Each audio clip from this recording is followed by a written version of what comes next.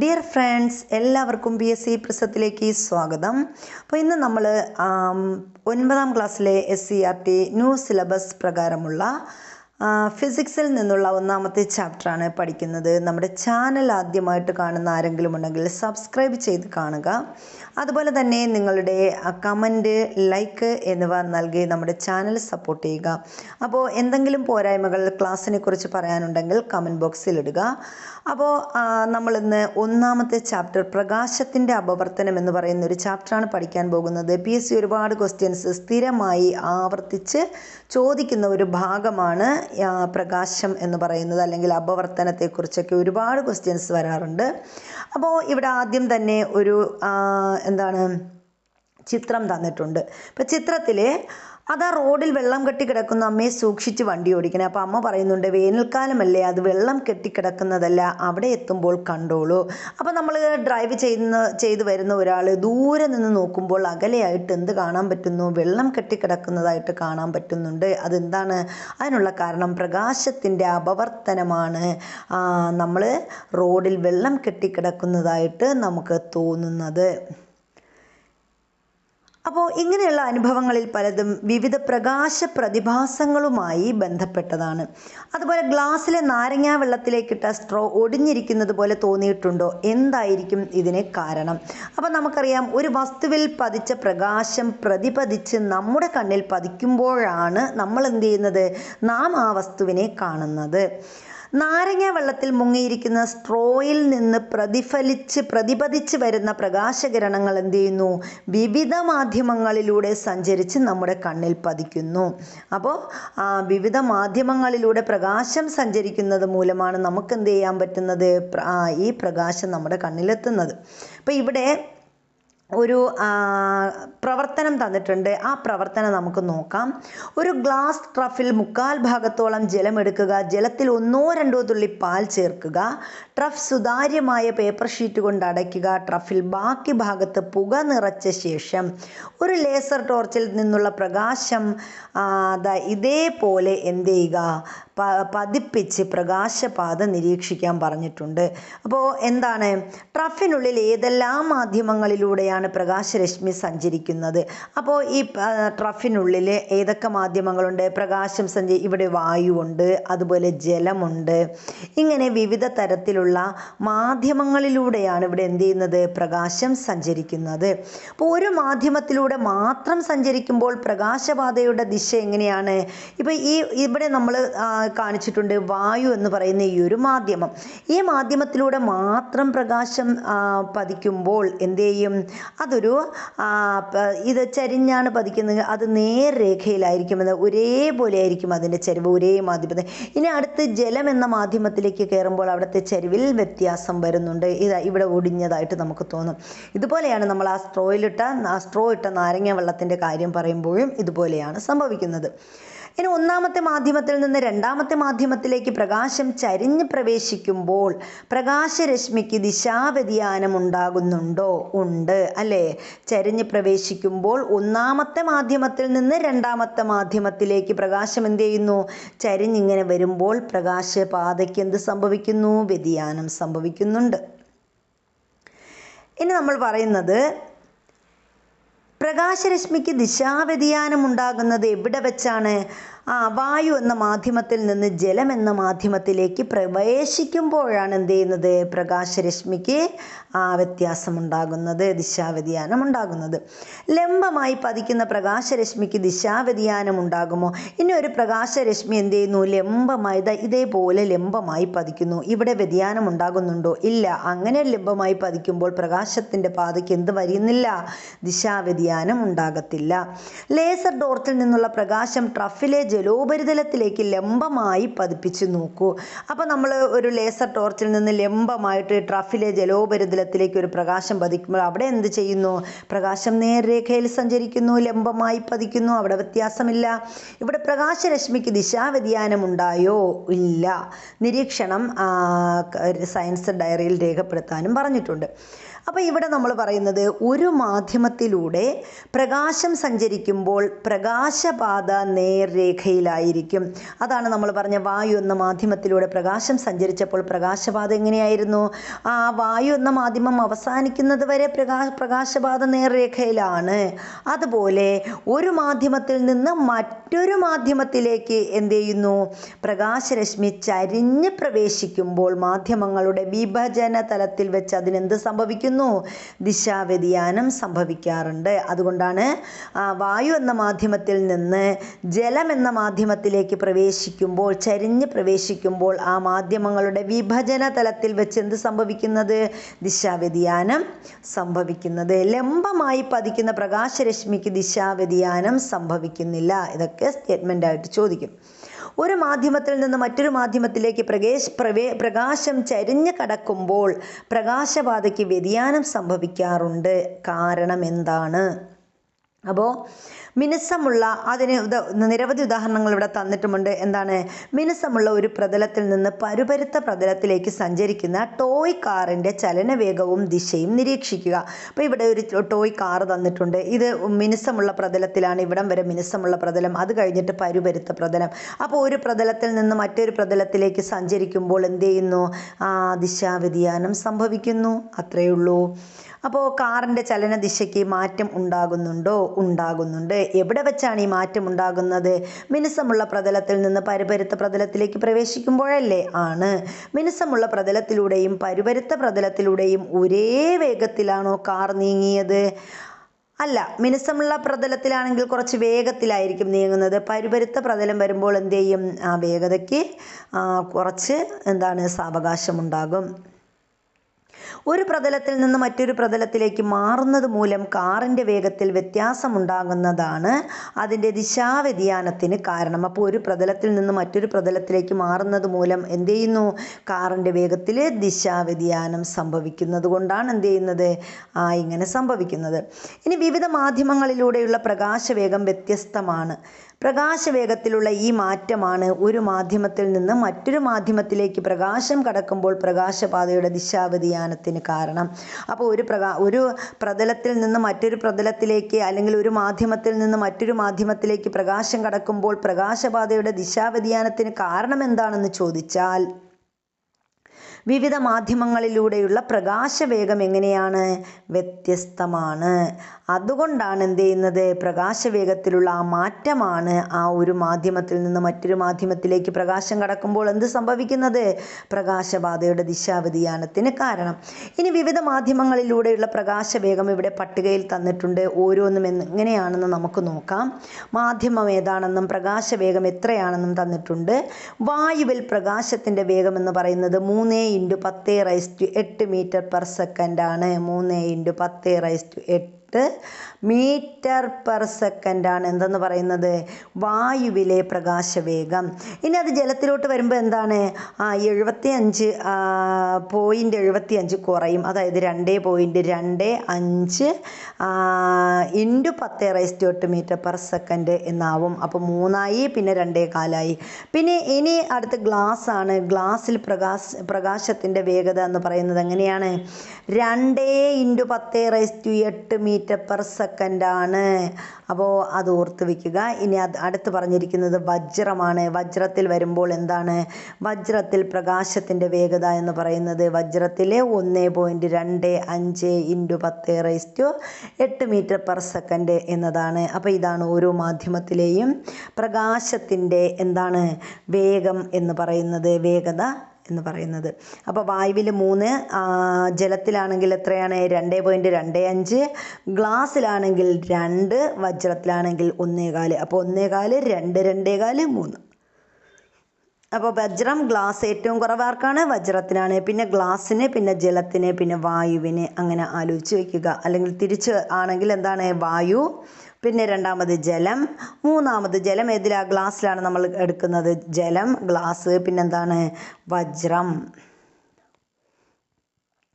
വിവിധ മാധ്യമങ്ങളിൽ നിന്ന് പ്രകാശവേഗം വ്യത്യാസപ്പെടാൻ കാരണം എന്താണ്?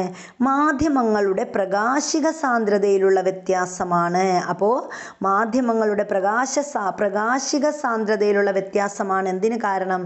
വിവിധ മാധ്യമങ്ങളിൽ പ്രകാശവേഗം വ്യത്യാസപ്പെടാൻ കാരണമെന്ന് പറയുന്നത്.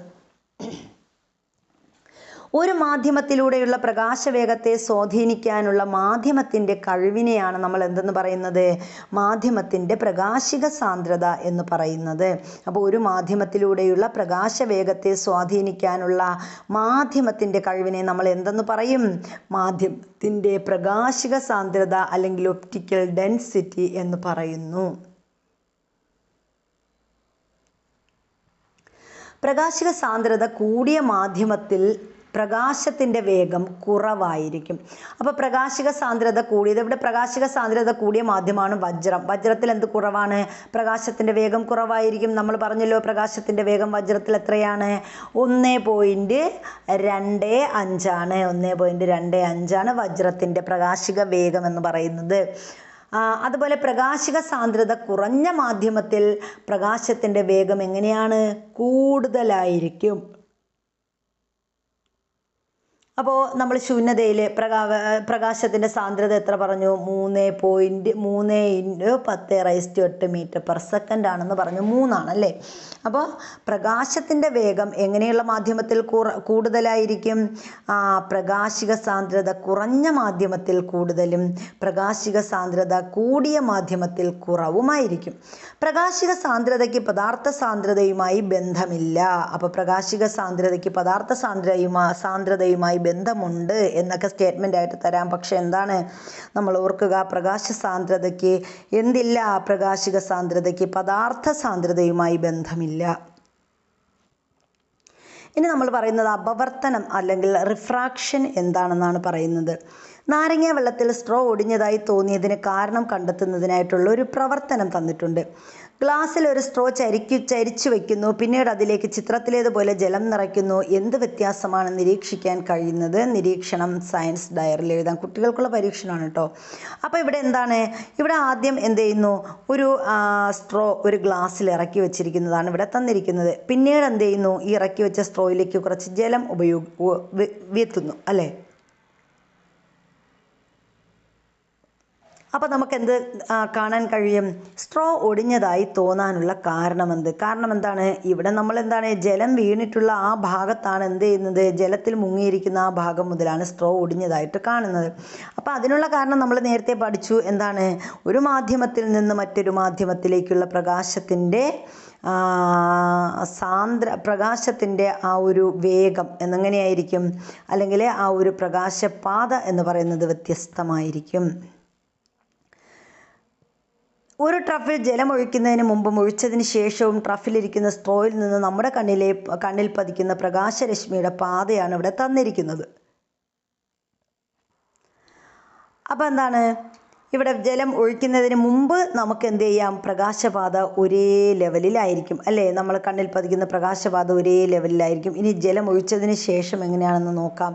നമ്മുടെ പ്രകാശപാതയിൽ വ്യത്യാസം വരുന്നുണ്ട്. അപ്പോൾ ഇതാണ് നമ്മുടെ കണ്ണിൽ പതിക്കുന്ന പ്രകാശപാത എന്ന് പറയുന്നത്. ഇനി ജലം ഒഴിക്കുന്നതിന് മുമ്പ് സ്ട്രോയുടെ ബി എന്ന ഭാഗത്ത് നിന്ന് കണ്ണിൽ വന്നു പതിക്കുന്ന പ്രകാശരശ്മിക്ക് ദിശാവ്യതിയാനം സംഭവിക്കുന്നുണ്ടോ എന്ന് ചോദിച്ചിട്ടുണ്ട്. അപ്പോൾ ജലം ഒഴിക്കുന്നതിന് മുമ്പാണെങ്കിൽ എന്താണ്? സ്ട്രോയുടെ ആ ബി എന്ന എയിൽ നിന്ന് ബിയിലേക്ക് വരുന്ന ഒരു പ്രകാശപാതയ്ക്ക് എന്താണ്? വ്യതിയാനം സംഭവിക്കുന്നില്ല. ഇനി രണ്ടാമത് പറഞ്ഞിട്ടുണ്ട്, ജലം ഒഴിച്ച ശേഷം സ്ട്രോയുടെ ജലത്തിൽ മുങ്ങിയിരിക്കുന്ന ഭാഗത്ത് നിന്ന് വരുന്ന ഒരു പ്രകാശരശ്മി വായുവിലേക്ക് പ്രവേശിക്കുമ്പോൾ ഉപരിതലത്തിൽ വെച്ച് എന്ത് ചെയ്യുന്നു?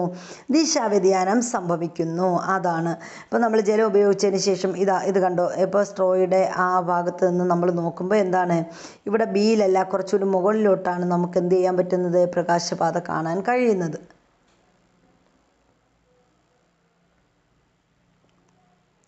ബിയിൽ നിന്നാണ് പ്രകാശരശ്മി യഥാർത്ഥത്തിൽ വരുന്നതെങ്കിലും സി എന്ന ഭാഗത്തു നിന്നും വരുന്നതായാണ് നാം കാണുന്നത് അല്ലേ.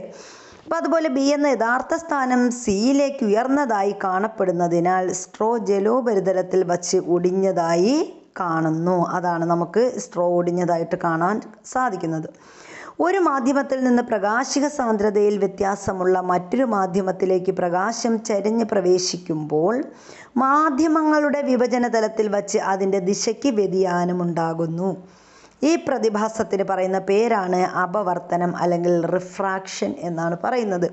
അപ്പോൾ റിഫ്രാക്ഷൻ അല്ലെങ്കിൽ അപവർത്തനം എന്നാൽ എന്ത് എന്ന് ചോദിച്ചാൽ പറയുക, ഒരു മാധ്യമത്തിൽ നിന്ന് പ്രകാശിക സാന്ദ്രതയിൽ വ്യത്യാസമുള്ള മറ്റൊരു മാധ്യമത്തിലേക്ക് പ്രകാശം എങ്ങനെ പതിക്കുമ്പോൾ, ചരിഞ്ഞ് പതിക്കുമ്പോൾ, പ്രവേശിക്കുമ്പോൾ എന്ത് ചെയ്യുന്നു, മാധ്യമങ്ങളുടെ വിഭജന തലത്തിൽ വച്ച് അതിൻ്റെ ദിശയ്ക്ക് വ്യതിയാനമുണ്ടാകുന്നു. അപ്പോൾ ഈ ഒരു പ്രതിഭാസത്തിന് പറയുന്ന പേരാണ് അപവർത്തനം.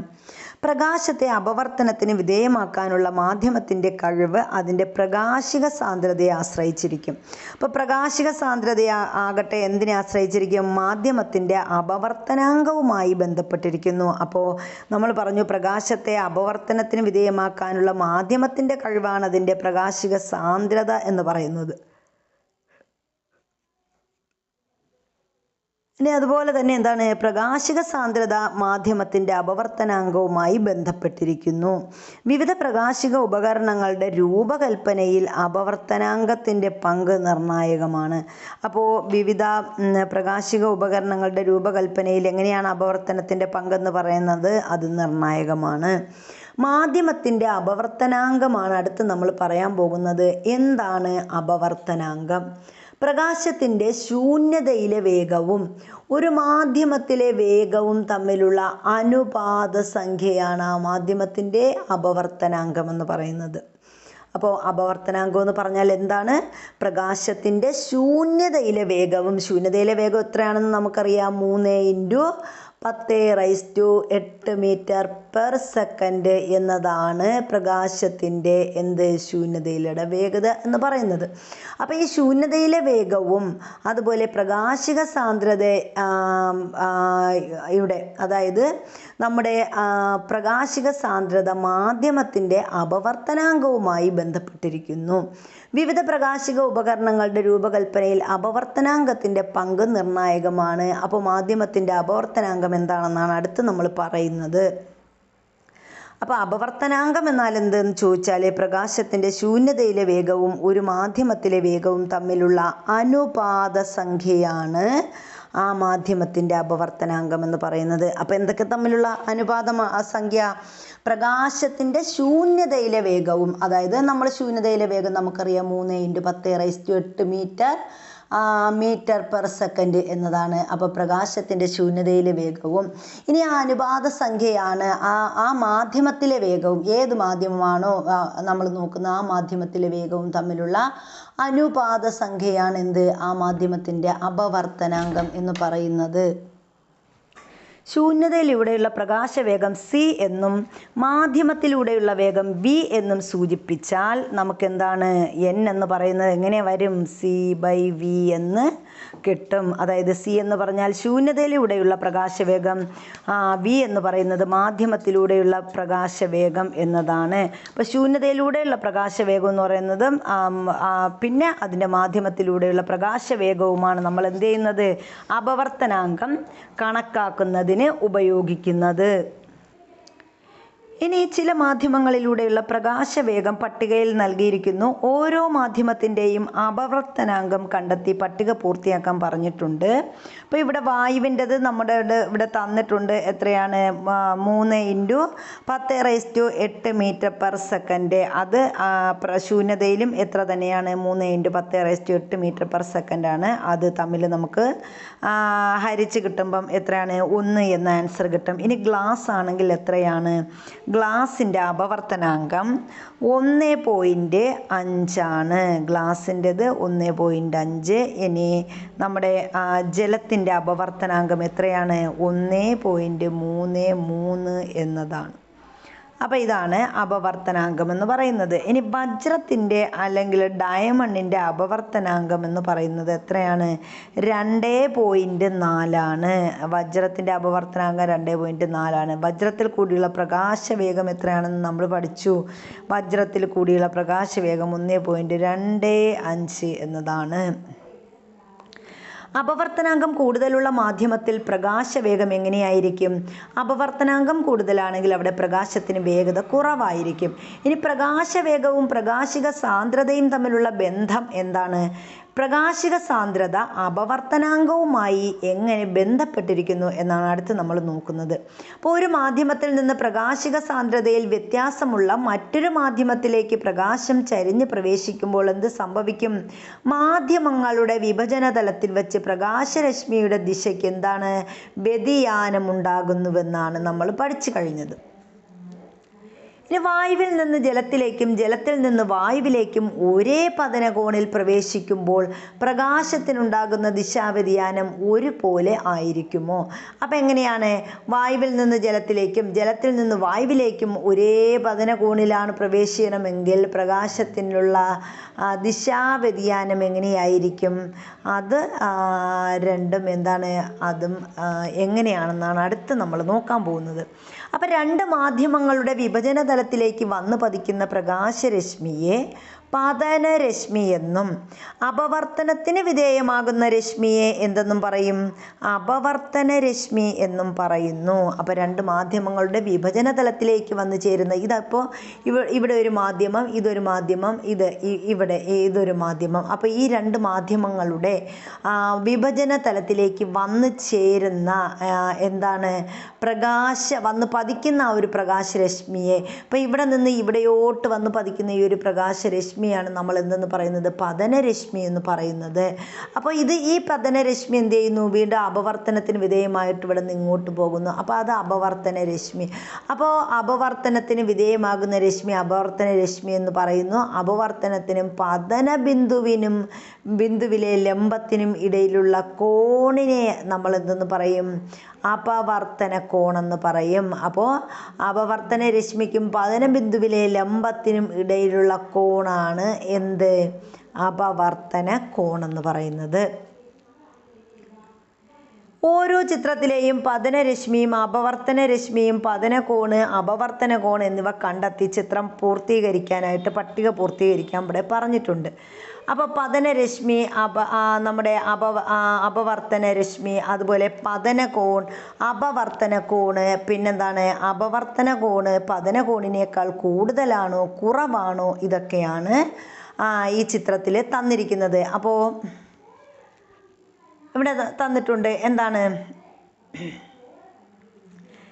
ഇവിടെ പതനകോണ് എന്ന് പറയുമ്പം പതനകോൺ ഏതൊക്കെയാണ്? എ ബി എന്ന് പതനരശ്മി ആണ് നമ്മുടെ എയും ബിയും എന്ന് പറയുന്നത്. ഇവിടെ തന്നിട്ടുണ്ട്. ഇതാണ് പതനരശ്മി. ഈ എയിൽ നിന്ന് ബിയിലേക്ക് ഇതാണ് പതനരശ്മി എന്ന് പറയുന്നത്. ഇനി ഏതാണ് അപവർത്തന രശ്മി? അപ്പം അപവർത്തന രശ്മി എന്ന് പറഞ്ഞാൽ എന്താണ്? പതനരശ്മി. ഇവിടെയാണ് അപവർത്തന രശ്മി വരുന്നത്. അപ്പോൾ ഇവിടെയാണ് ഈ അപവർത്തന രശ്മി എന്ന് പറയുമ്പോൾ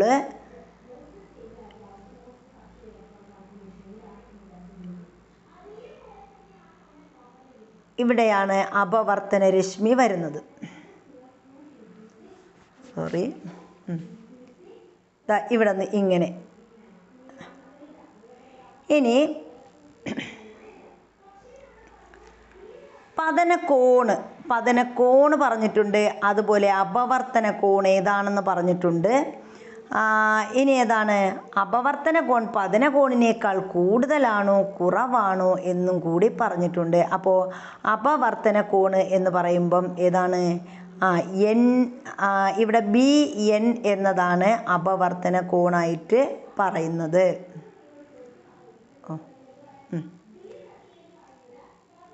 ഇനി പതനകോൺ പറഞ്ഞിട്ടുണ്ട്. പതനകോൺ ഏതാണ്? എ ബി എൻ, ഇതാണ് പതനകോൺ. ഇത് എ ബി അതുപോലെ എൻ, ഇതാണ് പതനകോൺ എന്ന് പറയുന്നത്. ഇനിയും അതുപോലെ എന്താണ്? അപവർത്തന കോൺ പറഞ്ഞിട്ടുണ്ട്. അപവർത്തന കോൺ ഏതാണ്? അപ്പം നമ്മൾ ജസ്റ്റ് ഒന്നുകൂടി പറയാം. രണ്ട് മാധ്യമങ്ങളുടെ വിഭജന തലത്തിലേക്ക് വന്നു പതിക്കുന്ന പ്രകാശരശ്മിയെ നമ്മൾ എന്തെന്ന് പറയുന്നു? പതനരശ്മി എന്നും. ഇവിടെ ഇതിനെയാണ് നമ്മൾ പതനരശ്മി എന്ന് പറയുന്നത്. ഇവിടെ ഇതാണ് നമ്മുടെ പതനരശ്മി എന്ന് പറയുന്നത്. ഇനി അപവർത്തനത്തിന് വിധേയമാകുന്ന രശ്മിയാണ് നമ്മൾ അപവർത്തന രശ്മി എന്ന് പറയുന്നത്. അപവർത്തനത്തിന് വിധേയമാകുന്നത് അതാണ് അപവർത്തന രശ്മി. അപ്പോൾ അപവർത്തന രശ്മിക്കും പതനബിന്ദുവിലെ ലംബത്തിനും ഇടയിലുള്ള കോണിനെയാണ് നമ്മൾ എന്തെന്ന് പറയുന്നത്?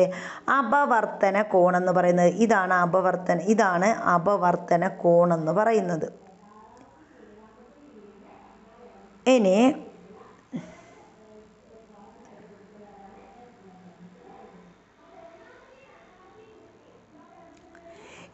ഇവിടെ ഓരോ ഹിൻ്റായിട്ട് തന്നിട്ടുണ്ട്. വായുവിൽ നിന്ന് ജലത്തിലേക്ക് കടക്കുമ്പോഴും ജലത്തിൽ നിന്ന് വായുവിലേക്ക് കടക്കുമ്പോഴും അപവർത്തന രശ്മിയുടെ ദിശാവ്യതിയാനത്തിന് എന്ത് പ്രത്യേകതയാണ് കാണാൻ കഴിയുന്നത്? അപ്പോൾ വായുവിൽ നിന്ന് ജലത്തിലേക്ക് കടക്കുമ്പോഴും ജലത്തിൽ നിന്ന് വായുവിലേക്ക് കടക്കുമ്പോഴും എന്താണ് സംഭവിക്കുന്നത്?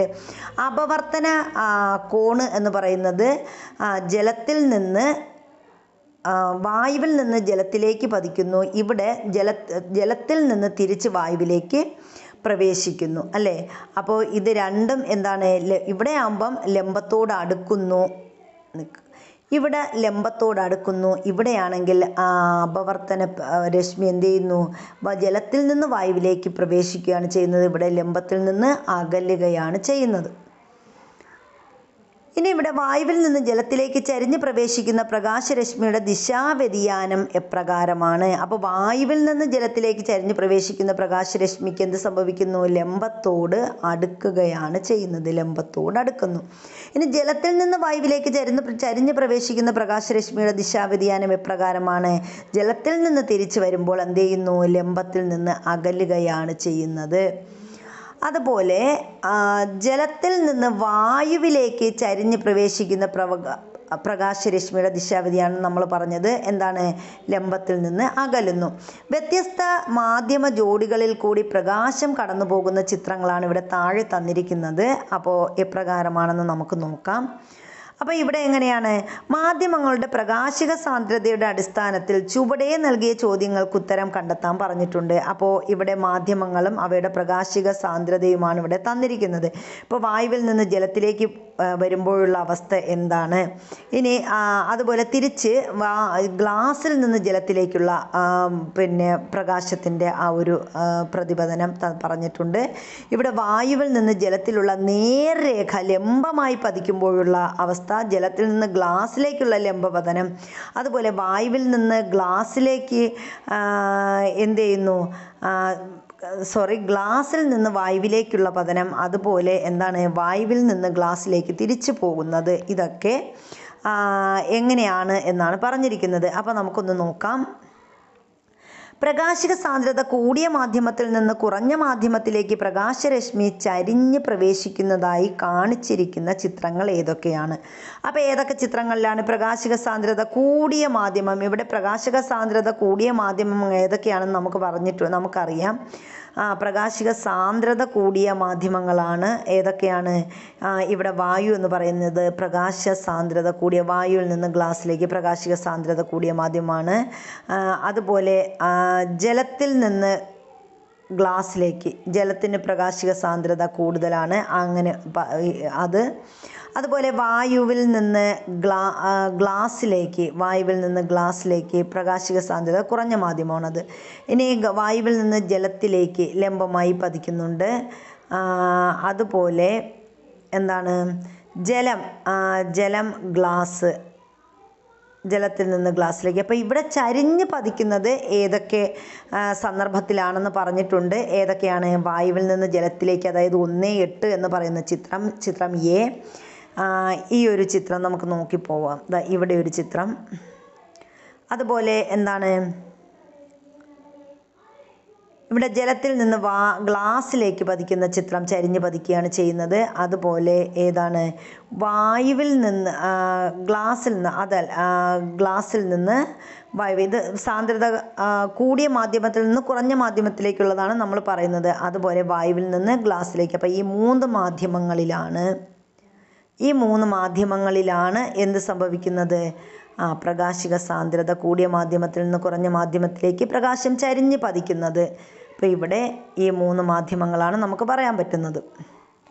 ഇനി ഇവിടെ അപവർത്തനം സംഭവിക്കുന്ന രശ്മിയുടെ ദിശാവ്യതിയാനം എപ്രകാരമാണ്?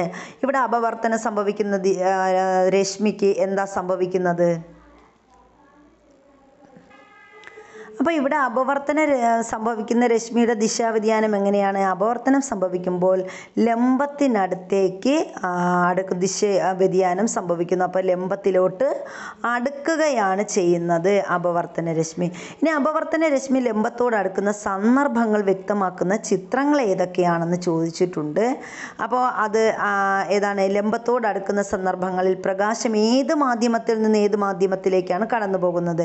ലംബത്തോട് അടുക്കുമ്പോൾ എന്താണ്? പ്രകാശിക സാന്ദ്രത കൂടിയതിൽ നിന്ന് കുറഞ്ഞതിലേക്ക് എന്ന തോതിലാണ് പ്രകാശം കടന്നു പോകുന്നത്. അതുപോലെ ചിത്രം 1.8 സി അതുപോലെ ഇ എന്നിവയിൽ പ്രകാശത്തിന് അപവർത്തനം സംഭവിക്കുന്നില്ല. കാരണം എന്തെന്ന് ചോദിച്ചിട്ടുണ്ട്. അപ്പോൾ ഏതൊക്കെയാണ്? ഇവയ്ക്ക് രണ്ടിനാണ് നമ്മൾ പറഞ്ഞത്. ഏതൊക്കെയാണ്?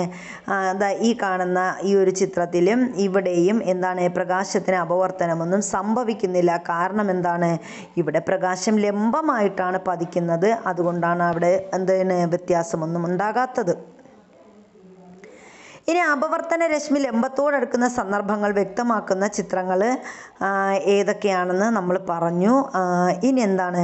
പ്രകാശം ഒരു മാധ്യമത്തിൽ നിന്ന് മറ്റൊരു മാധ്യമത്തിലേക്ക് പ്രവേശിക്കുമ്പോൾ പതനരശ്മി, അപവർത്തന രശ്മി, പതന ബിന്ദുവിലെ ലംബം എന്നിവ ഒരേ തലത്തിലായിരിക്കും. അപ്പോൾ ഇതൊക്കെ സ്റ്റേറ്റ്മെൻ്റ് ആയിട്ട് പറയാം, ചോദിക്കാം. അപ്പോൾ എന്താണ്? പ്രകാശം ഒരു മാധ്യമത്തിൽ നിന്ന് മറ്റൊരു മാധ്യമത്തിലേക്ക് പ്രവേശിക്കുമ്പോൾ എന്തായിരിക്കും? അവിടെ പതനരശ്മി, അപവർത്തന രശ്മി, പതന ബിന്ദുവിലെ ലംബം എന്നിവ ഒരേ തലത്തിലായിരിക്കും. അതുപോലെ പ്രകാശിക സാന്ദ്രത കുറഞ്ഞ മാധ്യമത്തിൽ നിന്ന് കൂടിയ മാധ്യമത്തിലേക്ക് പ്രകാശം ചരിഞ്ഞ് പ്രവേശിക്കുമ്പോൾ എന്താണ്?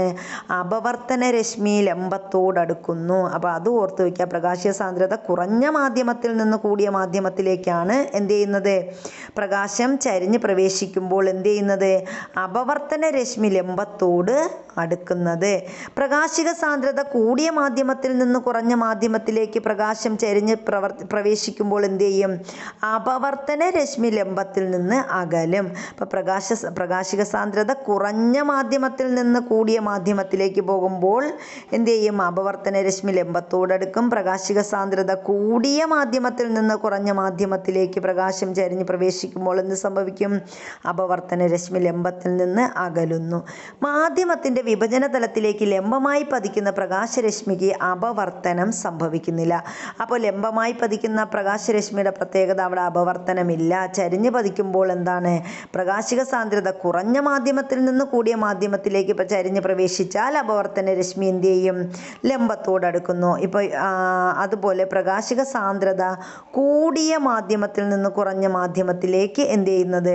ചരിഞ്ഞ് പ്രവേശിക്കുമ്പോൾ. ഉദാഹരണം നമ്മൾ പറഞ്ഞു. ഇപ്പോൾ വജ്രത്തിൽ നിന്ന് വായുവിലേക്കാണ് പ്രകാശ സാന്ദ്രത നമ്മുടെ പ്രകാശം ചരിഞ്ഞ് പ്രവേശിക്കുന്നതെങ്കിൽ അവിടെ അപവർത്തന രശ്മി ലംബത്തിൽ നിന്ന് അകലുകയാണ് ചെയ്യുന്നത്. അതുപോലെ പ്രകാശിക സാന്ദ്രത കുറഞ്ഞ മാധ്യമം, അതായത് വായു പ്രകാശിക സാന്ദ്രത കുറഞ്ഞ മാധ്യമമാണ്. അപ്പോൾ ഇത് വായുവിൽ നിന്ന് എങ്ങനെ വജ്രത്തിലോട്ടാണ് പ്രകാശികം ചരിഞ്ഞ് പ്രവേശിക്കുകയാണെങ്കിൽ അവിടെ എന്ത് സംഭവിക്കും? അപവർത്തന രശ്മി ലംബത്തോട് അടുക്കുകയാണ് ചെയ്യുന്നത്. ഇനി ഇവിടെ ഗ്ലാസ് ലാബിലെ അപവർത്തനം എങ്ങനെയാണെന്ന് പറഞ്ഞിട്ടുണ്ട്. അപ്പോൾ എന്താണ്? ചിത്രത്തിൽ കാണിച്ചിരിക്കുന്ന രീതിയിൽ ഗ്ലാസ് ലാബിലേക്ക് ലേസർ ടോർച്ചിൽ നിന്നുള്ള പ്രകാശം പതിപ്പിച്ചുകൊണ്ടുള്ള ഒരു പ്രകാശപാത നിരീക്ഷിക്കാനുള്ള ഒരു വർക്കാണ് ഇവിടെ തന്നിരിക്കുന്നത്. അപ്പോൾ പ്രകാശരശ്മിക്ക് എവിടെയൊക്കെ വെച്ചാണ് അപവർത്തനം സംഭവിക്കുന്നത്? പ്രകാശരശ്മിക്ക് ഗ്ലാസ് ലാബിൽ ഉണ്ടാകുന്ന അപവർത്തനം കാണിക്കുന്നത് നമ്മുടെ കുട്ടികൾക്കുള്ള ആ ഒരു വർക്കാണ്.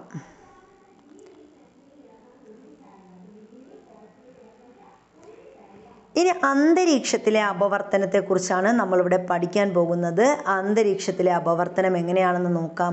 നക്ഷത്രത്തിൽ നിന്നുള്ള പ്രകാശരശ്മി നേർരേഖയിൽ സഞ്ചരിച്ചാണോ നമ്മുടെ കണ്ണിൽ എത്തുന്നത്? അപ്പോൾ നമ്മൾ നക്ഷത്രങ്ങൾ മിന്നിത്തിളങ്ങാൻ കാരണം എന്താണ്? അതിനുള്ള കാരണം എന്താണ്? അപവർത്തനം മൂലമാണ് നക്ഷത്രങ്ങൾ മിന്നിത്തിളങ്ങുന്നത്. അപ്പോൾ ഇത് കാണപ്പെടുന്ന സ്ഥാനം, ഇപ്പോൾ ഇവിടെയാണ് നക്ഷത്രം കാണപ്പെടുന്നതെങ്കിൽ അതിൻ്റെ യഥാർത്ഥ സ്ഥാനം എവിടെയായിരിക്കും? ഇവിടെയായിരിക്കും. മറ്റത് പ്രകാശത്തിൻ്റെ പ്രതിപതനം മൂലമാണ് നമുക്ക് എന്ത് ചെയ്യാൻ പറ്റുന്നത്, അവിടെയുള്ളതായിട്ട് കാണപ്പെടുന്നത്. അപ്പം നക്ഷത്രത്തിൽ നിന്നുള്ള പ്രകാശരശ്മി നേർരേഖയിൽ സഞ്ചരിച്ചാണോ നമ്മുടെ കണ്ണിലെത്തുന്നത്?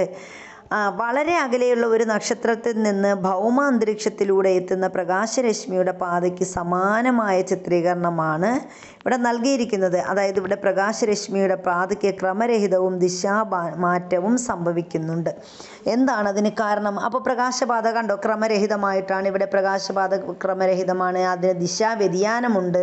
ഇങ്ങനെയാണ് പ്രകാശപാത എന്ത് ചെയ്യുന്നത്, നമുക്ക് കാണാൻ പറ്റുന്നത്. നക്ഷത്രങ്ങൾ ഗ്രഹങ്ങളെ അപേക്ഷിച്ച് താരതമ്യേന വളരെ അകലെയായതിനാൽ അവ പ്രകാശിത ബിന്ദുക്കൾ പോലെ കാണപ്പെടുന്നു. അപ്പം നക്ഷത്രങ്ങളുടെ പ്രത്യേകത ഗ്രഹങ്ങളെ അപേക്ഷിച്ച് എന്താണ്, താരതമ്യേന വളരെ അകലെയാണ് നമ്മുടെ നക്ഷത്രങ്ങൾ സ്ഥിതി ചെയ്യുന്നത്. അപ്പോൾ അതുകൊണ്ട് തന്നെ അവിടെ പ്രകാശിത ബിന്ദുക്കൾ എന്താണ്, അവ പ്രകാശിത ബിന്ദുക്കൾ പോലെയാണ് നമുക്ക് കാണാൻ പറ്റുന്നത്. നക്ഷത്രത്തിൽ നിന്ന് വരുന്ന പ്രകാശം ഭൗമാന്തരീക്ഷത്തിലൂടെ സഞ്ചരിച്ചാണ് എവിടെ എത്തുന്നത്, നമ്മുടെ കണ്ണിലെത്തുന്നത്. അപ്പോൾ ചുമ്മാ അങ്ങ് നേരെ വന്ന് പതിക്കുകയല്ല ചെയ്യുന്നത്, അത് ഭൗമാന്തരീക്ഷത്തിലൂടെ ഇങ്ങനെ എന്ത് ചെയ്യുന്നു, സഞ്ചരിച്ചാണ് നമ്മുടെ കണ്ണിലെത്തിച്ചേരുന്നത്. അന്തരീക്ഷ പാളികളുടെ ഭൗതിക സാഹചര്യം, മർദ്ദം, താപനില തുടങ്ങിയ നിരന്തരം മാറിക്കൊണ്ടിരിക്കുന്നതിനാൽ പ്രകാശം കടന്നു വരുന്ന മാധ്യമത്തിൻ്റെ പ്രകാശിക സാന്ദ്രത മാറിക്കൊണ്ടിരിക്കും.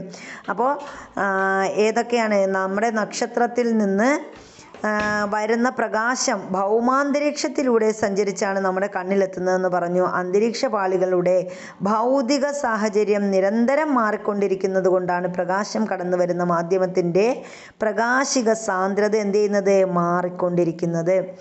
ഇത് കാരണം പ്രകാശരശ്മിക്ക് ക്രമരഹിതമായ അപവർത്തനം സംഭവിക്കുന്നു. അപ്പോൾ ഇതാണ് എന്തിന് കാരണം, പ്രകാശരശ്മി ക്രമരഹിതമായി അപവർത്തനം സംഭവിക്കാൻ കാരണം. അതിനാൽ നക്ഷത്രങ്ങളിൽ നിന്ന് വരുന്ന പ്രകാശകിരണങ്ങൾ പല തവണ ക്രമരഹിത അപവർത്തനത്തിന് ശേഷം കണ്ണിൽ പതിക്കുമ്പോൾ നക്ഷത്രത്തെ ഒരേ സ്ഥാനത്ത് തുടർച്ചയായി കാണാൻ കഴിയുന്നില്ല. ഇതാണ് നക്ഷത്രത്തിൻ്റെ മിന്നിത്തിളക്കത്തിന് കാരണം. അപ്പം നക്ഷത്രം മിന്നിത്തിളക്കാനുള്ള കാരണം എന്താണെന്ന് മനസ്സിലായില്ലേ? ഇനി നമ്മൾ പറയുന്നത് സൂര്യൻ പടിഞ്ഞാറൻ ചക്രവാളം കടന്നു പോയതിന് ശേഷവും സൂര്യബിംബം അല്പസമയം കൂടി കാണാൻ കഴിയും. അതുപോലെ തന്നെ രാവിലെ കിഴക്കൻ ചക്രവാളത്തിൽ എത്തുന്നതിന് അല്പം മുമ്പ് നമുക്ക് എന്ത് ചെയ്യാൻ പറ്റും, സൂര്യനെ കാണാൻ കഴിയും. അതിനുള്ള കാരണം എന്താണ്? അപ്പോൾ നമ്മളിപ്പോൾ സൂര്യനെ കാണപ്പെടുന്ന, നേരത്തെ പറഞ്ഞ അതേപോലെ തന്നെയാണ് നക്ഷത്രങ്ങളെ കാണുന്ന, സൂര്യനെ കാണപ്പെടുന്ന സ്ഥാനം ഇവിടെയാണ്. ഇനി സൂര്യൻ്റെ യഥാർത്ഥ സ്ഥാനം എവിടെയാണ്? ഇതാ ഇവിടെയാണ് സൂര്യൻ യഥാർത്ഥ സ്ഥാനം. ഇതാണ് ചക്രവാളം എന്ന് പറയുന്നത്, ഇതാണ് അന്തരീക്ഷ പാളികൾ എന്ന് പറയുന്നത്. അപ്പോൾ ഇതിലൊക്കെ തട്ടി നമ്മുടെ അപവർത്തനവുമായി ബന്ധപ്പെടുത്തി നമുക്ക് പറയുകയാണെങ്കിൽ എന്താണ്, ഇതിൽ ഈ മാധ്യമങ്ങളുടെ വിഭജന തലത്തിലേക്ക് പ്രകാശം ചരിഞ്ഞ് പതിക്കുന്ന എല്ലാ സന്ദർഭങ്ങളിലും എന്ത് ചെയ്യുന്നു, പ്രകാശത്തിന് അപവർത്തനം സംഭവിക്കുന്നു. അപ്പോൾ മാധ്യമങ്ങളുടെ വിഭജന തലത്തിലേക്ക് പ്രകാശം ചരിഞ്ഞു പതിക്കുന്നത് കൊണ്ടാണ് എന്ത് ചെയ്യുന്നത്, നമുക്ക് പ്രകാശത്തിന് അപവർത്തനം സംഭവിക്കുന്നതായിട്ട് തോന്നുന്നത്. ഇനി നമ്മൾ പറയുന്നത് പൂർണ്ണാന്തര പ്രതിപതനം എന്താണ്, ടോട്ടൽ ഇൻറ്റേർണൽ റിഫ്ലക്ഷൻ എന്ന് പറയും. അപ്പോൾ എന്താണ് പൂർണ്ണാന്തര പ്രതിപതനം എന്ന് പറഞ്ഞാൽ, അപ്പോൾ ഇവിടെ അലങ്കാര വിളക്കുകൾ കണ്ടിട്ടുണ്ട്, ഇതേപോലുള്ള അലങ്കാര വിളക്ക് നമ്മൾ കണ്ടിട്ടുണ്ട്. ബൾബിൽ നിന്നുള്ള പ്രകാശം ഈ നാരുകളിലൂടെ കടന്നു വരുമ്പോൾ അതിൻ്റെ അഗ്രഭാഗത്ത് കൂടി മാത്രം എന്ത് ചെയ്യുന്നു, പ്രകാശം പുറത്തു വരാൻ കാരണം എന്താണ്? അപ്പോൾ ഇത് മനസ്സിലാക്കുന്നതിനായിട്ട് ചില പ്രവർത്തനങ്ങളൊക്കെ ഇവിടെ തന്നിട്ടുണ്ട്. അതെന്താണെന്ന് നോക്കാം.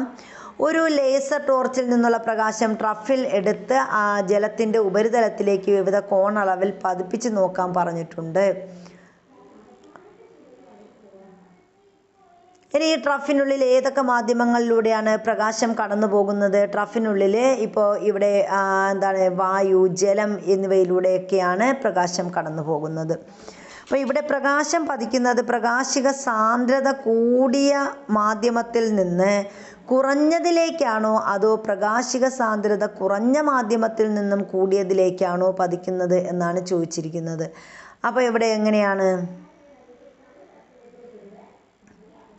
അപ്പോൾ പ്രകാശിക സാന്ദ്രത കൂടിയ മാധ്യമത്തിൽ നിന്ന് കുറഞ്ഞ മാധ്യമത്തിലേക്ക് പ്രകാശരശ്മി കടക്കുമ്പോൾ എന്ത് ചെയ്യുന്നു, അപവർത്തന കോൺ 90 ഡിഗ്രി ആകുന്ന സന്ദർഭത്തിലെ പതന കോണിനെയാണ് നമ്മൾ എന്തെന്ന് പറയുന്നത്, ക്രിട്ടിക്കൽ കോൺ എന്ന് പറയുന്നത്. ഗ്ലാസ് വായു ജോഡിയിൽ ക്രിട്ടിക്കൽ കോൺ എത്രയാണെന്ന് ചോദിച്ചിട്ടുണ്ട്. എത്രയാണ്? 42 ഡിഗ്രിയാണ്.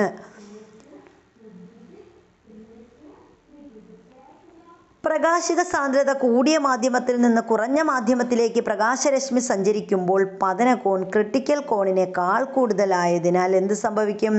ആ രശ്മി അപവർത്തനത്തിന് വിധേയമാകാതെ അതേ മാധ്യമത്തിലേക്ക് എന്ത് ചെയ്യുന്നു? പൂർണ്ണമായും പ്രതിപദിക്കുന്ന പ്രതിഭാസമാണ് പൂർണ്ണാന്തര പ്രതിപതനം. അപ്പോൾ പൂർണ്ണാന്തര പ്രതിപതനം എന്ന് പറഞ്ഞാൽ എന്താണെന്നാണ് നമ്മൾ പറഞ്ഞത്. പ്രകാശ സാന്ദ്രത കൂടിയ മാധ്യമത്തിൽ നിന്ന് കുറഞ്ഞ മാധ്യമത്തിലേക്ക് പ്രകാശരശ്മി സഞ്ചരിക്കുമ്പോൾ എന്ത് ചെയ്യും?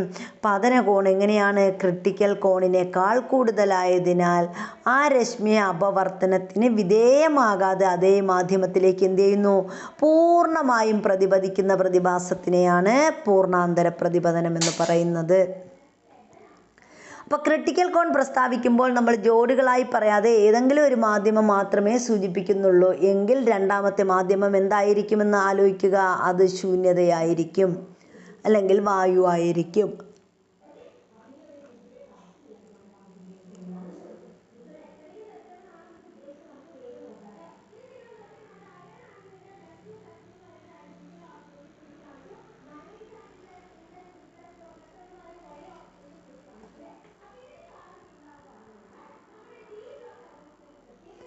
ഇനി അക്വേറിയത്തിൻ്റെ അടിത്തട്ടിൽ നിന്ന് വരുന്ന പ്രകാശത്തിന് ജലോപരിതലത്തിൽ വച്ച് പൂർണ്ണാന്തര പ്രതിപതനം സംഭവിക്കുന്നത് കൊണ്ടാണ് എന്ത് ചെയ്യുന്നത്?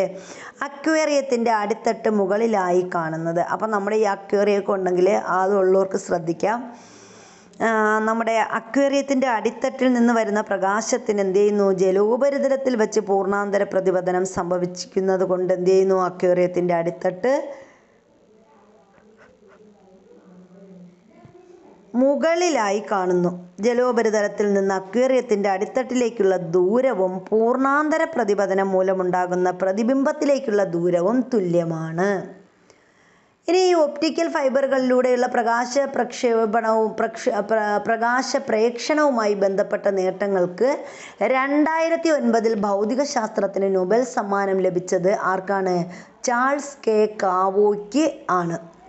അപ്പോൾ ചാൾസ് കെ കാവോ, അത് ശ്രദ്ധിക്കുക, 2009 അദ്ദേഹത്തിന് എന്ത് കിട്ടിയത്?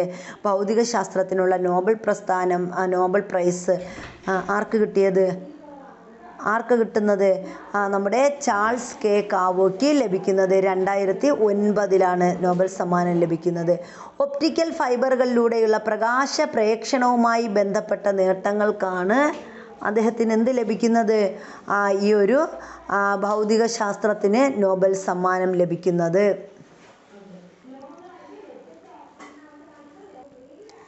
ഇനി അലങ്കാര വിളക്കിലെ ഒപ്റ്റിക്കൽ ഫൈബറുകളുടെ ഒരഗ്രം അനുയോജ്യമായ ഒരു പ്രകാശ സ്രോതസ്സുമായി ബന്ധിപ്പിച്ചിരിക്കുന്നത്. ഇതാണ് അലങ്കാര വിളക്കെന്ന് പറയുന്നത്. അപ്പോൾ ഇതിൻ്റെ ഒരഗ്രം എന്ത് ചെയ്യുന്നു?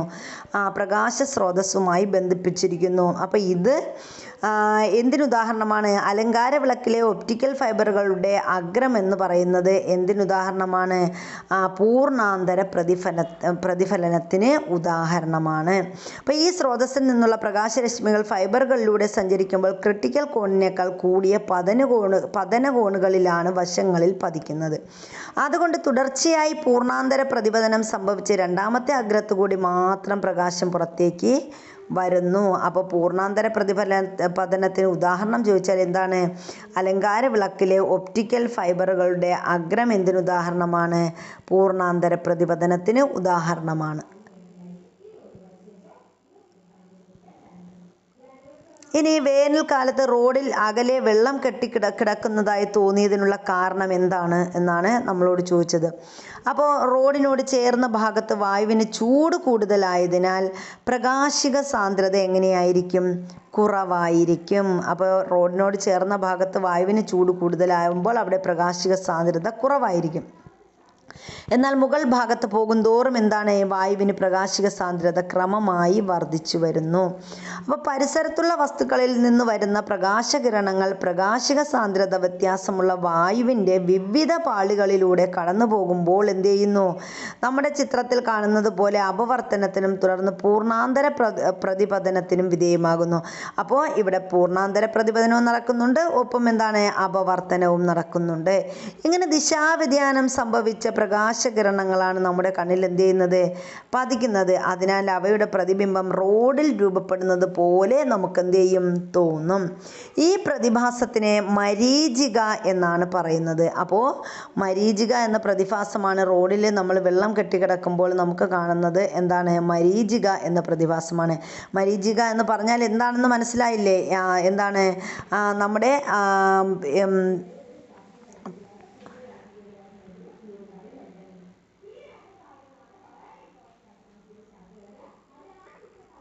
പ്രകാശിക സാന്ദ്രത വ്യത്യാസമുള്ള വായുവിൻ്റെ വിവിധ പാളികളിലൂടെ പ്രകാശം കടന്നു പോകുമ്പോൾ എന്ത് ചെയ്യുന്നു, അതിനെ അപവർത്തനത്തിനും തുടർന്നത് പൂർണ്ണാന്തര പ്രതിപതനത്തിനും എന്ത് ചെയ്യും, വിധേയമാകുന്നു.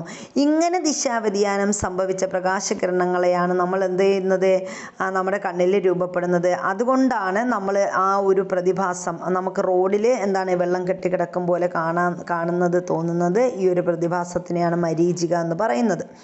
നമുക്ക് പരിചിതമായ ഇത്തരം പ്രതിബിംബങ്ങൾ സാധാരണയായി ജലോപരിതലത്തിലാണ് എന്ത് ചെയ്യുന്നത്, രൂപപ്പെടുന്നത്. അകലെ നിന്നും നോക്കുമ്പോൾ റോഡിൽ വെള്ളമുള്ളതായി തോന്നുന്നത് എന്തുകൊണ്ടാണെന്നാണ് നമ്മളിവിടെ പറഞ്ഞത്. ഇനി പൂർണ്ണാന്തര പ്രതിപതനം പ്രയോജനപ്പെടുത്തുന്ന ചില സന്ദർഭങ്ങൾ ഇവിടെ തന്നിട്ടുണ്ട്. അതിനുദാഹരണമാണ് ഒന്ന് റിഫ്ലക്റ്റർ. പൂർണ്ണാന്തര പ്രതിപതനം പ്രയോജനപ്പെടുന്ന സന്ദർഭങ്ങൾ ഏതൊക്കെയെന്നൊക്കെ ചോദിക്കാം. അപ്പോൾ ഒന്നാമത്തേത് ഏതാണ്? റിഫ്ലക്റ്റർ ആണ്. അതായത് വാഹനങ്ങളുടെ ടെയിൽ ലാമ്പുകളിൽ ഉപയോഗിക്കുന്ന റിഫ്ലക്റ്ററുകൾ നിരീക്ഷിച്ചിട്ടില്ലേ? ഒരു ചുമന്ന കളറിലെ ഇതാണ് നമ്മുടെ സൈക്കിളിൻ്റെയൊക്കെ ബാക്കിലിരിക്കുന്ന റിഫ്ലക്റ്റർ എന്ന് പറയുന്നത്. അപ്പോൾ ഇവയിൽ ധാരാളം ചെറുപ്രിസങ്ങൾ ഉറപ്പിച്ചിരിക്കുന്നു. അപ്പോൾ ഇതിൻ്റെ പ്രത്യേകത എന്ന് പറഞ്ഞാൽ ഇതിൽ ധാരാളം എന്തുണ്ട്, ചെറുപ്രിസങ്ങളുണ്ട്. ഇവയിൽ ഒരു പ്രിസത്തിലേക്ക് പതിക്കുന്ന പ്രകാശരശ്മി എന്ത് ചെയ്യുന്നു, പ്രതിപതിച്ച് വരാൻ കാരണം എന്താണ്, ഈ ഒരു ക്രിട്ടിക്കൽ കോണിനെ അടിസ്ഥാനപ്പെടുത്തിയാണ്. അപ്പോൾ നമ്മുടെ ഈ പൂർണ്ണാന്തര പ്രതിപതനത്തിൻ്റെ ഫലമായിട്ടാണ് ഈ റിഫ്ലക്റ്റർ എന്ത് ചെയ്യുന്നത്, ആ ഒരു പ്രകാശരശ്മി പ്രതിപതിച്ച് വരുന്നതായിട്ട് നമുക്ക് കണ്ണിൽ തോന്നുന്നത്.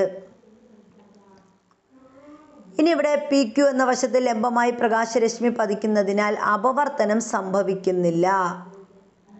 അപ്പോൾ ലംബമായി പതിക്കുന്നത് കൊണ്ട് ഇവിടെ PQ എന്ന് പറയുന്നത് ലംബമായി പതിക്കുന്ന ഇവിടെ എന്ത് ഇല്ല, അപവർത്തനം സംഭവിക്കുന്നില്ല. ഗ്ലാസിൻ്റെ ക്രിട്ടിക്കൽ കോൺ നമ്മൾ പറഞ്ഞു 42 ഡിഗ്രി ആണെന്ന്.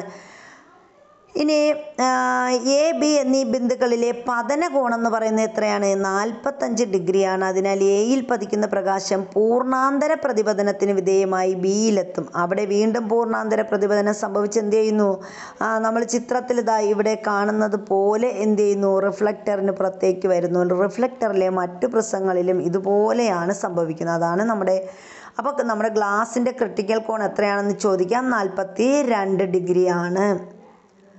ഇനി അടുത്ത പെരിസ്കോപ്പ് ആണ്. അപ്പോൾ ഒന്നാമത് നമ്മൾ പറഞ്ഞു നമ്മുടെ റിഫ്ലക്റ്റർ പൂർണ്ണാന്തര പ്രതിപതനം പ്രയോജനപ്പെടുന്ന സന്ദർഭങ്ങളാണ് നമ്മൾ പറയുന്നത്. ഒന്നാമത്തെ റിഫ്ലക്റ്റർ, രണ്ടാമത്തെ പെരിസ്കോപ്പാണ്. ദർപ്പണങ്ങൾ ഉപയോഗിച്ചുള്ള പെരിസ്കോപ്പുകളാണ് നമ്മൾ ഇതുവരെ പരിചയപ്പെട്ടിട്ടുള്ളത് അല്ലേ. അപ്പോൾ എന്നാൽ ദൃശ്യങ്ങളുടെ വ്യക്തത കൂട്ടുന്നതിന് വേണ്ടി പ്രിസങ്ങൾ ഉപയോഗിച്ചുള്ള പെരിസ്കോപ്പുകളും നിർമ്മിക്കുന്നുണ്ട്. അപ്പോൾ പ്രിസങ്ങൾ ഉപയോഗിച്ചുള്ള പെരിസ്കോപ്പുകളും ഉണ്ട്. അപ്പോൾ പൂർണ്ണാന്തര പ്രതിപതനം ഒരു പെരിസ്കോപ്പിൽ പ്രയോജനപ്പെടുത്തിയിരിക്കുന്നത് എങ്ങനെയാണെന്ന് ഇവിടെ ചിത്രത്തിൽ തന്നിട്ടുണ്ട്. ചിത്രത്തിൻ്റെ അടിസ്ഥാനത്തിൽ പെരിസ്കോപ്പിൽ പ്രിസങ്ങളെ എങ്ങനെ പ്രയോജനപ്പെടുത്തിയിരിക്കുന്നു എന്ന് മനസ്സിലാക്കി ഇത് കുട്ടികൾക്കുള്ള വർക്കാണ്. ഇനി ഒപ്റ്റിക്കൽ ഫൈബറുകളുടെ കണ്ടുപിടുത്തം വാർത്താവിനിമയ രംഗത്ത് വിപ്ലവകരമായ മാറ്റങ്ങൾ വരുത്തിയിട്ടുണ്ട്. അപ്പോൾ ഒപ്റ്റിക്കൽ ഫൈബർ കേബിളുകളിൽ എങ്ങനെയാണ് പ്രകാശത്തിൻ്റെ പൂർണ്ണാന്തര പ്രതിപതനം പ്രയോജനപ്പെടുത്തിയിരിക്കുന്നതെന്ന് നേരത്തെ നമ്മൾ മനസ്സിലാക്കി കണ്ടു. ഇതേ പ്രതിഭാസം അടിസ്ഥാനപ്പെടുത്തിയാണ് ഒപ്റ്റിക്കൽ ഫൈബറുകളിലെ പ്രകാശകിരണങ്ങളുടെ രൂപത്തിൽ എന്ത് ചെയ്യുന്നത്, വാർത്താവിനിമയ സിഗ്നലുകളും സഞ്ചരിക്കുന്നത്. അനേകായിരം പ്രകാശ സിഗ്നലുകൾ എന്ത് ചെയ്യുന്നു, അവയുടെ തീവ്രതയ്ക്ക് നഷ്ടം സംഭവിക്കാതെ ഒരേ സമയം ഒരു കേബിളിലൂടെ അയക്കാൻ കഴിയും. അതാണ് ഒപ്റ്റിക്കൽ ഫൈബറിൻ്റെ പ്രത്യേകത എന്ന് പറയുന്നത്. പ്രകാശവേഗത്തിൽ ഇത്തരം സിഗ്നലുകളെ വിദൂര സ്ഥലങ്ങളിലേക്ക് എത്തിക്കാൻ സാധിക്കുന്നു. ഇതാണ് വാർത്താവിനിമയത്തിന് ഒപ്റ്റിക്കൽ ഫൈബർ ഉപയോഗിക്കാൻ കാരണം. അപ്പോൾ വാർത്താവിനിമയത്തിന് ഒപ്റ്റിക്കൽ ഫൈബർ ഉപയോഗിക്കുന്നത് എന്തുകൊണ്ടാണെന്ന് മനസ്സിലായല്ലോ. ഒരേ സമയം നമുക്ക് എന്ത് ചെയ്യാം, അനേകായിരം പ്രകാശ സിഗ്നലുകൾ ഒരേ സമയം നമുക്ക് അതിൻ്റെ തീവ്രത നഷ്ടപ്പെടാതെ എന്ത് ചെയ്യാം, അയക്കാൻ, ആ കേബിളിലൂടെ അയക്കാൻ കഴിയും. അതാണ് പ്രകാശവേഗത്തിൽ ഇത്തരം സിഗ്നലുകൾ എന്ത് ചെയ്യുന്നത്, വിദൂര സ്ഥലങ്ങളിലേക്ക് എത്തിക്കാൻ സാധിക്കുന്നത്. ഒപ്റ്റിക്കൽ ഫൈബറുകളുടെ ഉപയോഗം മെഡിക്കൽ രംഗത്ത് നാൾക്ക് നാൾ വർദ്ധിച്ചു വരുന്നു. മെഡിക്കൽ രംഗത്ത് ഇവ എങ്ങനെയാണ് പ്രയോജനപ്പെടുത്തിയിരിക്കുന്നതെന്നാണ് അടുത്ത് നമ്മൾ നോക്കുന്നത്. അപ്പോൾ പൂർണ്ണാന്തര പ്രതിപതനം, സമതല ദർപ്പണങ്ങളിൽ നിന്നുള്ള സാധാരണ പ്രതിപതനം ഇവയുമായി ബന്ധപ്പെട്ട പ്രസ്താവനകൾ നൽകിയിട്ടുണ്ട്. അതിന് അനുയോജ്യമായവ പട്ടികപ്പെടുത്താൻ പറഞ്ഞിട്ടുണ്ട്. അപ്പോൾ പ്രകാശരശ്മി പ്രകാശിക സാന്ദ്രത കൂടിയ മാധ്യമത്തിൽ നിന്ന് കുറഞ്ഞ മാധ്യമത്തിലേക്ക് ക്രിട്ടിക്കൽ കോണിനേക്കാൾ കൂടിയ പതന കോണിൽ പതിക്കുമ്പോൾ മാത്രം എന്ത് ചെയ്യുന്നു, സംഭവിക്കുന്നു. അപ്പോൾ പ്രകാശരശ്മി പ്രകാശിക സാന്ദ്രത കൂടിയ മാധ്യമത്തിൽ നിന്ന് കുറഞ്ഞ മാധ്യമത്തിലേക്ക് എന്ത് ചെയ്യുന്നു, ക്രിട്ടിക്കൽ കോണിനേക്കാൾ കൂടിയ പതന കോണിൽ പതിക്കുമ്പോൾ മാത്രമേ സംഭവിക്കുള്ളൂ. ഇനി പ്രകാശരശ്മി പൂർണ്ണമായും എന്ത് ചെയ്യുന്നില്ല, പ്രതിപതിക്കുന്നില്ല. പ്രതലത്തിലേക്ക് ഏത് പതനകോണിൽ പതിച്ചാലും പ്രതിപതനം സംഭവിക്കുന്നു. അപ്പോൾ ഏത് പതനകോണത്തിലായാലും അവിടെ എന്ത് സംഭവിക്കും, പ്രതിപതനം സംഭവിക്കും.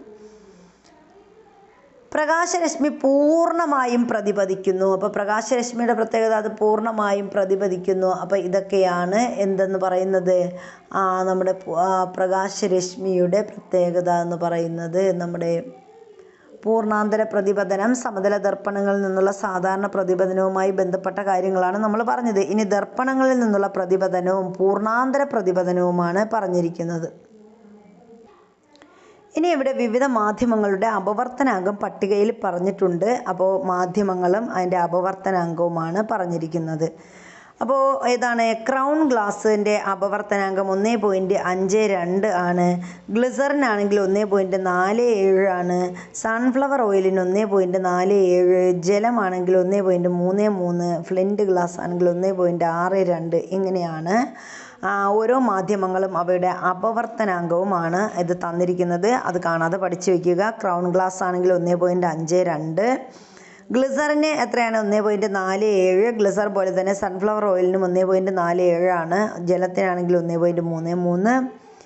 അതുപോലെ ഫ്ലിൻറ്റ് ഗ്ലാസ് എത്രയാണ്, 1.62. അപ്പോൾ ക്രൗൺ ഗ്ലാസിനേക്കാളും ഫ്ലിൻറ്റ് ഗ്ലാസ്സിനാണ് അപവർത്തനാങ്കം കൂടുതൽ. ഫ്ലിൻറ്റ് ഗ്ലാസിനെ അപേക്ഷിച്ച് ക്രൗൺ ഗ്ലാസ്സിന് അപവർത്തനാങ്കം എങ്ങനെയാണ്, കുറവാണ്. ഇനി പ്രകാശം ഏത് മാധ്യമത്തിലൂടെയാണ് ഏറ്റവും കൂടിയ വേഗത്തിൽ സഞ്ചരിക്കുന്നതെന്ന് കണ്ടെത്താൻ പറഞ്ഞിട്ടുണ്ട്. അപ്പോൾ പ്രകാശം ഏത് മാധ്യമത്തിലൂടെയാണ് ഏറ്റവും കൂടുതൽ ഏത് മാധ്യമത്തിലൂടെയാണ് ഏറ്റവും കൂടിയ വേഗത്തിൽ സഞ്ചരിക്കുന്നത് എന്ന് നമുക്ക് നോക്കുകയാണെങ്കിൽ, ഇപ്പോൾ ഇവിടെ തന്നിരിക്കുന്നതിൽ പ്രകാശം വേഗത്തിൽ സഞ്ചരിക്കുന്ന ഏത് മാധ്യമത്തിലൂടെ 1.62 ആയ ഫ്ലിൻറ്റ് ഗ്ലാസ്സിലൂടെയാണ് അല്ലേ. അപ്പോൾ ഗ്ലിസറിൽ നിന്ന് സൺഫ്ലവർ ഓയിലിലേക്ക് ചരിഞ്ഞു പതിക്കുന്ന പ്രകാശരശ്മിയുടെ ദിശയ്ക്ക് വ്യതിയാനം സംഭവിക്കുമോ, കാരണമെന്ത്?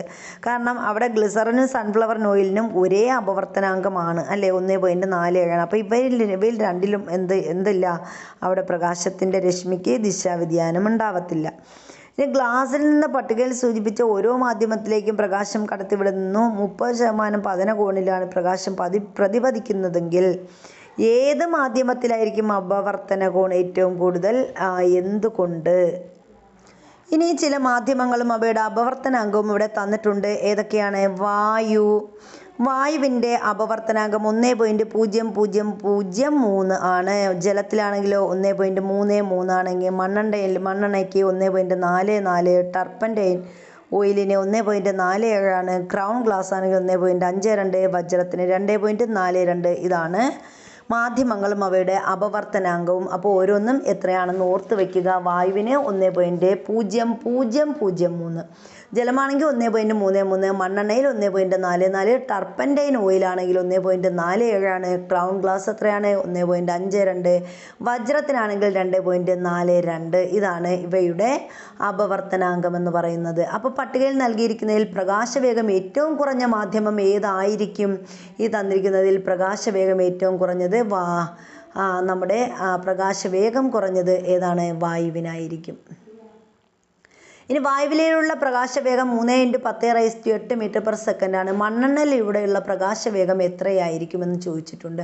മണ്ണെണ്ണയിലൂടെയുള്ള പ്രകാശവേഗം എത്രയാണ്?